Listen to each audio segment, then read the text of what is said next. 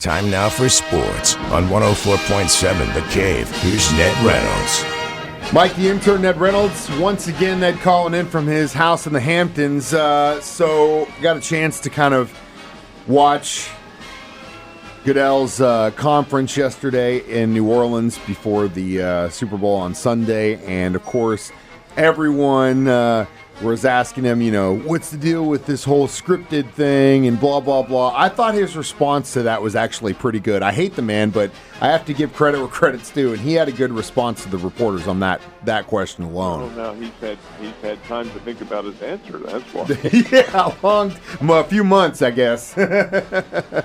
Anyway, yeah, you knew the answer was going to be it's nonsense. There's nothing to it at all. We hold our officials to the highest degree of understanding of what goes on, and their integrity is right there at the very top. You knew that was going to be the answer, and that's exactly what he said, and I believe him.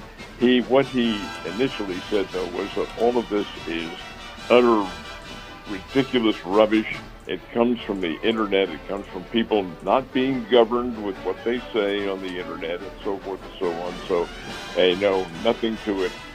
Nothing at all. He did, however, address the issue of the 18-game regular season. I thought that was interesting. He didn't have to, but he did. He said no formal discussions have been made, but there's the key right there.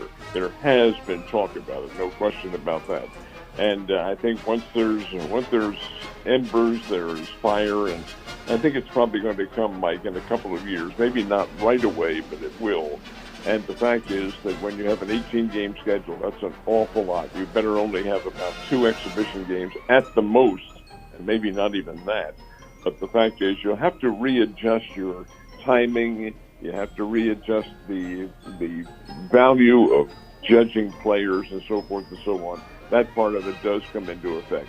But as far as the Chiefs are concerned, and as far as them getting favorable calls, nothing to it. A lot of rubbish. Well, and I think he did a good job, or at least the journalist said, it's not my theory. And then what Raj responded said, well, it's just like you said, it's not your theory. But he did say what I've said for the last few years when things started gaining traction. It's easier for everyone to just lean in the fact that some teams are favored over the fact that the NFL overall has a consistency issue with officiating. And that's what we've always said, and that's what I've always said. And he wouldn't go out and say that in a way. His way of saying is, we're always working to make it better. But at least there is some sort of admission there, and he knows it, and everyone sees it. And you can't not admit it, that there is some sort of consistency, and you can always work to get better. And eventually we're just going to have these little robots flying around figuring out what actually happened, and there will be no room for discussion once AI gets involved. But hopefully we're far away off from that. That's the situation. You have to understand this is human element, and humans do make errors and so forth and so on. But once you eliminate the human element, then you eliminate human element from the game. You don't want robots out. I don't anyway. If you have to have them for specific measurements and things like that, okay, maybe, but not for making decisions. That's the human factor. And once that happens, might as well ship us out to the pasture. Speaking of which, kind of some interesting timing down there, huh? Bad, real bad timing. Because not only does the commissioner make these remarks, just a few, actually minutes later, Major League Baseball fires one of their best officials for gambling, or at least associating with known gamblers. And that's a no-no. You can't do that. Pat Hoberg, who is one of the premier baseball officials, a young guy, does a great job, but was found to have comported with a known gambler who was placing bets for him. And it's a large number of bets. Now, Hoberg said none of it was on baseball. Well, maybe not, but you're involved in something like that. And they said, you're out.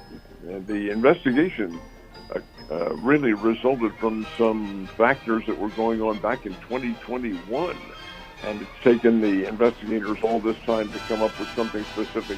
And they did. And they said, sorry, you're a good umpire. And he can apply for reinstatement. That part of it is allowed. But the final line for this year is OUT. You're out of there.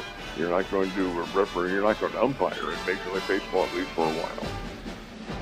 Hate to see it, but like I said, they got to admit something because that's not going to be the only one. All right, so we still looking at a third baseman in a Cardinals uniform this season. It's looking now. We've discussed this many times. It's looking more and more now as though Arenado is going to be a Cardinal when the baseball season opens up. The Cardinals can't seem to make a specific deal, or if they are in negotiations, they're keeping it a high secret. And in all honesty, Mike, that is possible.